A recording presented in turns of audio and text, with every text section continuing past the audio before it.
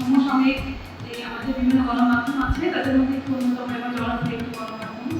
এবং আমিও হচ্ছে তাদের সাথে কথা নিয়ে বলতে চাই যে এনজিবিদের সামনে যে পথ চলা সেই পথ চলা শুভ হোক এবং এনজিবি প্রায় রথ জয়ন্তীর কাছাকাছি সামনের বছর রথ জয়ন্তী পালন করবে এবং এই দীর্ঘ পথ পরিক্রমায় বিভিন্ন ধরনের চলে ওঠে আমরা জানি যে এনজিবি পালন করেছে এবং বেশ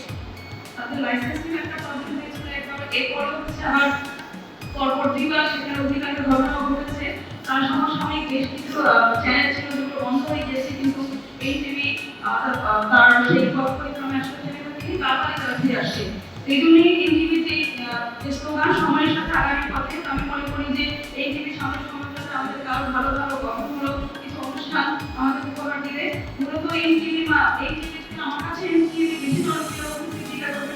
রেসিপি এই অনুষ্ঠানের মাধ্যমে কারণ তখন এই অনুষ্ঠান এত জনপ্রিয় ছিল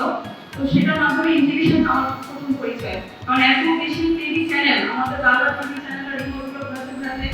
নিশ্চয়ই এরকম কিছু অনুষ্ঠান আছে যেগুলোতে আমাদের আকর্ষণ করে তো আমার কাছে এই অনুষ্ঠানটা আমার কাছে আকর্ষণীয় একটি অনুষ্ঠান এবং সেই সময়তে আমি রেগুলার দেখতাম মিডিয়া জগতে পদচারণা শুরু করেছিলেন এনজিবি দীর্ঘ পথ পরিক্রমায় এই এনজিবির মাধ্যমে আমাদের এই দেশ অনেক রকমের তথ্য সমৃদ্ধ হয়েছে বিনোদনমূলক অনুষ্ঠান উপভোগ করেছে বিভিন্ন রকমের দেশ বিদেশের সংবাদ আমরা জানতে পারছি এই টেলিভিশন চ্যানেলের মাধ্যমে এই জন্য এনজিবি কর্তৃপক্ষকে আমরা আন্তরিক মোবারকবাদ জানাই অভিনন্দন জানাই যে এরকমের একটা প্রতিষ্ঠান সুপ্রতিষ্ঠিত করে দেশ জাতির কল্যাণে তারা দীর্ঘদিন ধরে কাজ করে যাচ্ছে আজকের এই দিন 24 বছরের এনজিবির পদার্পণের এই শুভক্ষণে আমরা এনজিবিকে আন্তরিক মোবারকবাদ জানাই অভিনন্দন জানাই দোয়া করি যাতে এই প্রতিষ্ঠান দিনে দিনে আরো উন্নতির দিকে এগিয়ে যায় বৃদ্ধি ঘটে তাদের সংবাদ পরিবেশনা বিনোদনমূলক অনুষ্ঠান সহ অন্যান্য যে সকল অনুষ্ঠানে প্রচার করে থাকে তারা আমি গত 1.5 বছর যাবৎ এই এনজিবির সাথে যুক্ত রয়েছি এই দীর্ঘ বছরায়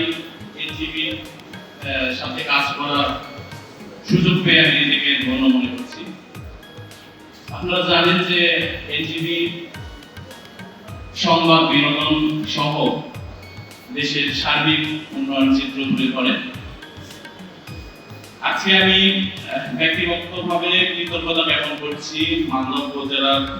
49 নম্বর মালদা আসনের সংসদ সদস্য জনাব ইকরাম মোবাইল টিপু মহোদয়কে যিনি শত ব্যস্ততার মধ্যেও আজকে এই অনুষ্ঠানে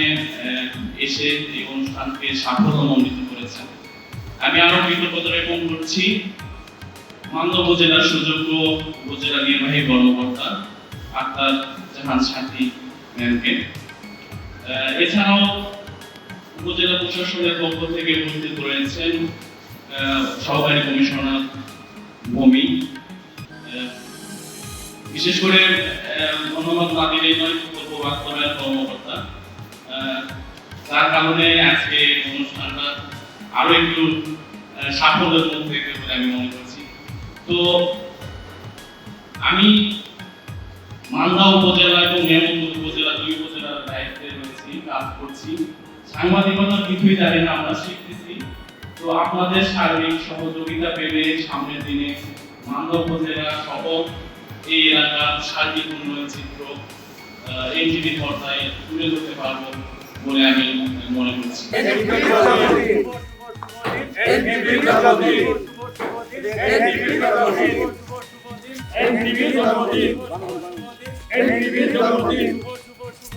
NDB